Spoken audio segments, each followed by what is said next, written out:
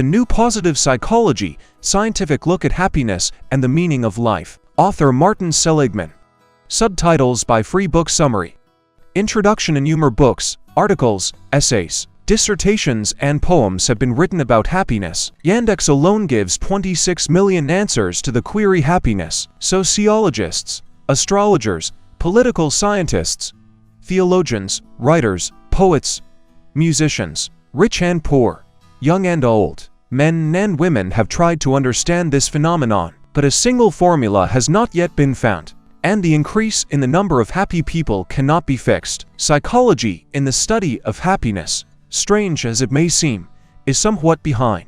Until the last decades, this science solved burning problems it fought with mental illnesses, spiritual problems, the collapse of interpersonal relationships. It helped a person to survive, not to live. And now, at the end of the 20th century, there was, one could say, a psychological revolution, born thanks to Martin Seligman. The direction was engaged in the positive aspects of the human psyche. There are three main directions in positive psychology: the study of feelings, human behavior, and social institutions. In all three cases, attention is paid to the positive, good, useful sides. The New Positive Psychology focuses not on illness, but on health, not on depression, but on joy, not on suffering, but on happiness. Well, happiness in this concept is not a genetic gift, not luck. It is available to everyone. One can learn to be happy by using one's positive aspects, individual virtues and merits. Seligman repeatedly emphasizes that he is not a supporter of academic, descriptive methods, but tries to show others how to use what he himself has learned. The American psychologist has created a clear and accessible methodology, the main points of which are outlined in the Sammary. Chapter 1. The Planet of Positive Feelings. Positive psychology considers untenable theories that believe that there are natural obstacles and limitations on the way to happiness. Original sin, childhood complexes according to Freud, innate guilt, etc. There are people who, regardless of circumstances, feel happy most of the time, and vice versa. You can increase your happiness quotient by learning optimism. Seligman discovered the phenomenon of acquired learned, internalized helplessness. His study led to the rejection of the prevailing behaviorist approach in psychology, and then the scientist extrapolated the discovery into the positive sphere and wrote the world bestseller How to Learn Optimism. During the experiments, the dogs were electrocuted. At first, they all tried to resist, snap, run away. Some maintained this pattern of behavior throughout the experiment, and some quickly lay down and just whimper in pain, not running away even when they were given the opportunity, and were physically quite healthy. Very similar to humans, isn't it? Optimism and pessimism have acquired many myths, both in everyday life and in science. Seligman and his followers conducted a huge number of experiments, which led to the following conclusions. Vitality. Positive affectivity is quite often inherited. Evidence was gathered by studying twins. Under the influence of positive emotions, people's intellectual abilities are sharpened. Subjects who were given candy before the experiment performed better than the control group. When making important decisions, cheerful people act strangely enough more farsighted and smarter than melancholics. They are more likely to be creative and adapt to new circumstances more quickly. Pessimists are better at regular work that requires a critical approach. Positive emotions create a playful mood and help physical activity. Optimists have higher immunity and lower blood pressure, and naturally, they have a longer life expectancy. In an American convent, nuns described their lives. Psychologists analyzed all 180 autobiographies of women who led a relatively healthy lifestyle and were in approximately sane conditions. Long livers among them were those who in their writings explicitly expressed positive emotions, rejoiced in life, including small events. Cheerful people are more often satisfied, including with their work, and this increases working capacity. Labor productivity increases the likelihood of praise from superiors, career growth and income. Optimists bear pain more easily and are more resilient in critical situations. Cheerful people are more sociable, more altruistic and responsive. A smiling person is ready to share his smile, as well as available means and time. In a gloomy mood, we are more distrustful and fixated on our own sorrows. What kind of help to our neighbors? Formula of happiness according to Seligman: happiness stable and lasting equals heredity plus circumstances of life plus factors depending on us Each person inherits a certain ratio of pessimism and optimism. This factor has not yet been learned to change. Speaking about the circumstances of life, in the first place usually mean material well-being. Seligman cites the results of studies in different countries and social strata, proving that contrary to popular belief there is no direct correlation between money, health, age, social status, and life satisfaction. Apart from external factors, there are also internal factors that determine the degree of life satisfaction. These are the ones that can be influenced and improved. It is about the perception of the past, present, and future. Seligman is convinced that the past, especially childhood psychological traumas, is overemphasized. Getting rid of the ghosts of the past can be done through gratitude and forgiveness. If you keep a gratitude diary for 2 weeks, write down every evening the events that caused the feeling of gratitude. Then the indicators of tests developed by positive psychologists, which are placed on websites and in publications on life satisfaction, will increase significantly. And if this practice, not necessarily in writing, although the latter is preferable, is made a daily occurrence, the pleasant consequences are obvious. Many people understand the benefits of forgiveness, but to truly give up revenge, pressing memories, for example, to forgive the murder of a loved one does not always help, even a sincere prayer. Seligman offers an effective methodology. 1. Remember in detail and without emotion everything that happened. Do not think of the offender as a villain and scoundrel. Do not feel sorry for yourself. 2. Put yourself in the place of the offender. Imagine how he felt in a particular situation, and, no matter how difficult, sympathize with him. 3. Give the gift of forgiveness. Make an altruistic gesture. It is important that you can sincerely say, "Resentment and revenge are not for me." 4. Publicly confirm that you have forgiven the offense. For example, tell at least one close friend about it. Write a letter, compose a song, draw a picture. 5. Do not change your mind. To forgive does not mean to forget. The attitude to the event changes. Life becomes easier. Pessimists and optimists differ in a set of parameters in the perception of life. So, an optimist explains joyful events with universal long-term reasons, considers bad things as temporary and private, easily uses the luck that has fallen out and recovers from troubles. A pessimist does the opposite. You can increase the level of optimism by debunking, refuting, dispelling pessimistic thoughts according to the following schema: description of actual reality, formulation of unhappy thoughts, description of the result of those thoughts, arguments of a calm mind, energy shake. The boss has instructed me to speak at a meeting. Terrible. I'm an introvert. I hate giving speeches. I'll look like an idiot. I became dreary and disgusted. Instead of preparing for my speech, I got melancholy. Stop. It turns out my suggestions were appreciated and entrusted with an important task. I made a trial presentation with excitement and rehearsed the performance. Pessimistic thoughts can be chased away with internal dialogues. Demand evidence for pessimistic predictions. Formulate alternative explanations.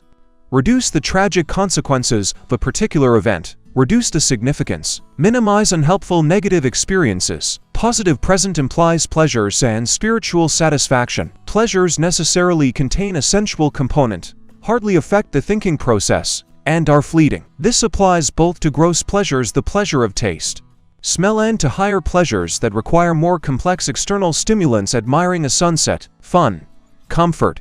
All of these can be enjoyable, but they cannot be a source of lasting happiness. Nevertheless, Seligman suggests ways to make the most of pleasures, avoid addictive behaviors. An optimal regimen: procrastination for each pleasure will keep the sensation sharp for longer. Widely known experience with rats, which were implanted electrodes in the brain in the center of pleasure. After a while, they stopped eating and reproducing, preferring artificial pleasure. As a result, they died quickly. Very similar to drug addicts, isn't it? Savoring every pleasurable moment will allow you to enjoy it longer. Being attentive to the world around you can choose any of the many types of meditation. Chapter 2. Happy by choice. Spiritual satisfaction, unlike pleasure, is practically unrelated to emotions and leads not just to a pleasant but to a happy life. It arises when a number of parameters coincide: concentration, clarity of purpose, a feeling of instant gratification, immersion in effortless activity, a sense of control over what is happening. As a result, a person ceases to feel himself, and time seems to stop. The state of complete immersion in a satisfying activity is called flow. pleasures do not depend on our efforts, and spiritual satisfaction without which happiness is impossible requires the use of individual virtues and virtues. The mechanism that prevents us from obtaining satisfaction without effort, and this is the path followed by modern consumer civilization, does not operate only in human society. Members of a species of Amazonian lizard cannot eat unless they have obtained food by hunting, fighting. One such lizard nearly starved to death at home due to overconsumption. Only when a newspaper accidentally fell on a sandwich was she able to get food by assuming the sandwich was alive and hiding from her. Based on the analysis of all available religious and philosophical currents, attitudes to life of peoples of different countries and epochs, the author identifies 20 for maximally universal virtues and virtues, dividing them into 6 groups: wisdom, curiosity, love of knowledge, ability to judge, resourcefulness, ability to communicate, ability to see perspective, courage, bravery, perseverance, integrity of nature, humanism, kindness, ability to love, give and take, fairness, collectivism, justice, leadership qualities, moderation, self-control, prudence, humility, transcendence, spirituality, a sense of beauty, gratitude, hope, faith, forgiveness, humor, passion. The virtues are valuable in and of themselves and are manifested over a sufficiently long period of time. They do not diminish the positive qualities of others. White envy can rather act as an inspiration. The same virtues stand out in almost all cultures of the world, though we cannot speak of complete universality. Different peoples may value certain qualities to different degrees, or like tribes value bravery more than kindness. Each person is characterized by a certain set of virtues, and there is no one who would not have a part of universal positive qualities. Positive psychology has developed a set of tests available online and in print that help you identify your virtues. The way to a happy life is through the development of individual virtues, not through fighting with so-called shortcomings. Chapter 3. All areas of a happy life. Work. A large salary alone does not make a person happy. People who work for a bowl of rice find this hard to believe, but the experience of developed countries has shown that after the satisfaction of basic material needs, other factors come to the fore. When choosing an occupation, one should be guided by one's individual merits. It used to be believed that only people in the most creative professions could work according to their vocation, while the rest worked for money or career. Recent studies have shown that any mechanical work can be done creatively and experience real satisfaction. Caring cleaners in the hospital can help the sick, and doctors and creative profession or profession mission can only become a source of income. Doctor, extortionist. If during work you often immerse yourself in the flow, enjoy doing the current activity, forgetting about time, it means that you have managed to find what you need. It utilizes most or all of your individual strengths and talents. The test subjects were given pagers, and every 2 hours they were asked what they were doing and what they were experiencing.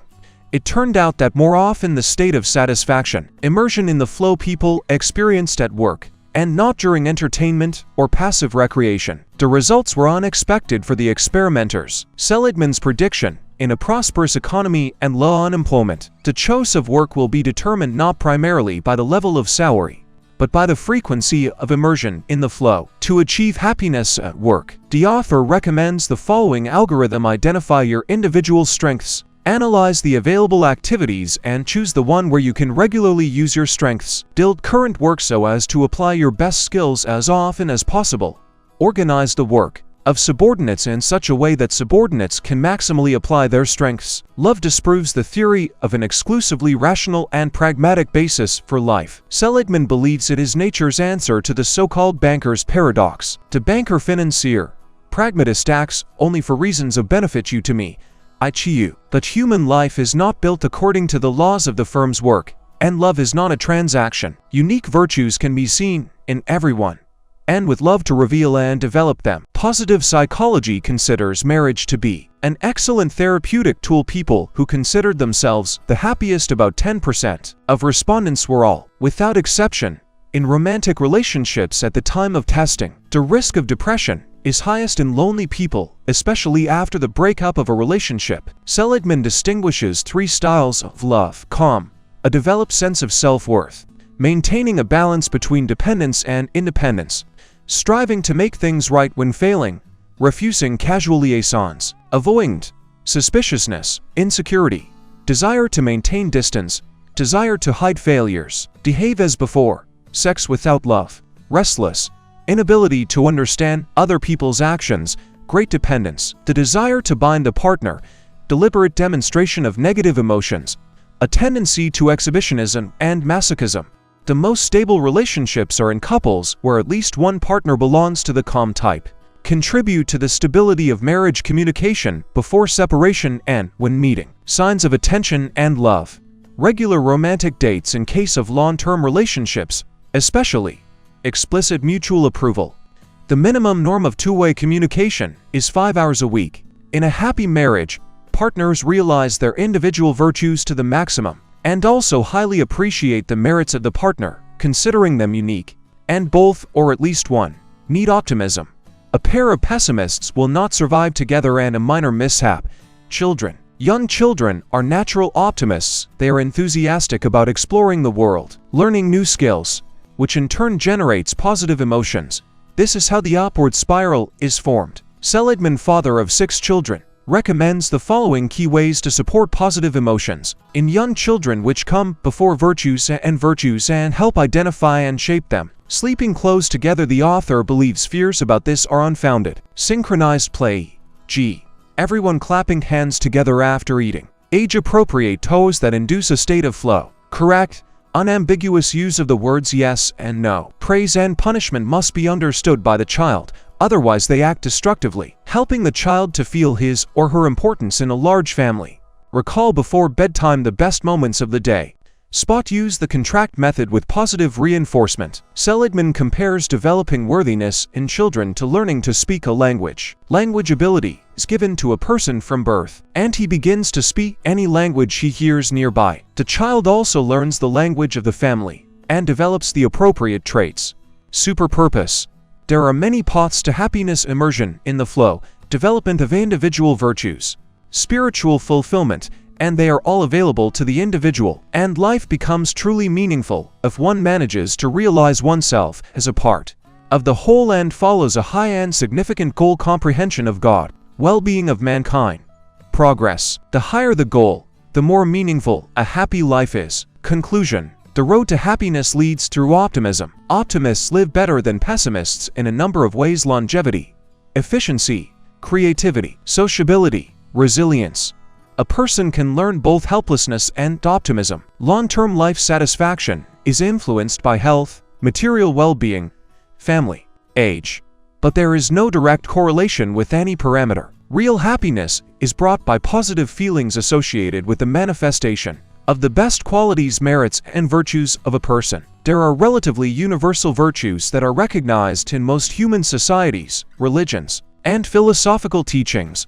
Positive psychology identifies 24 such qualities categorized into 6 categories. Lasting happiness is impossible without immersion in the flow. Such a state comes when the goal corresponds to the possibilities, respectively realizable, and the matter is so fascinating that the connection with time is lost. There is a complete concentration on the process itself. In modern society, material incentives in choosing a job lose importance. The frequency of immersion in the flow during working hours becomes more important. Marriage is an excellent psychotherapeutic tool. In stable couples, the risk of depression is lower and difficulties are easier to overcome. In happy, lasting unions, usually the love style of at least one partner is calm, avoidant, and anxious styles increase the risk of breakup. In a happy, stable union, usually at least one partner is an optimist. While encouraging positive emotions in a young child, it is important to develop all of the child's inherent virtues and virtues. The development of a child's virtues is like learning a language. Those that correspond to the language of the family will be internalized. A happy life, filled with meaning, presupposes a high purpose. A super purpose is formed when a person acts as a part of something bigger. Thank you all for listening to the end. If you liked it, don't forget to rate and subscribe to the channel. You can buy the full version of the book at the link in the description.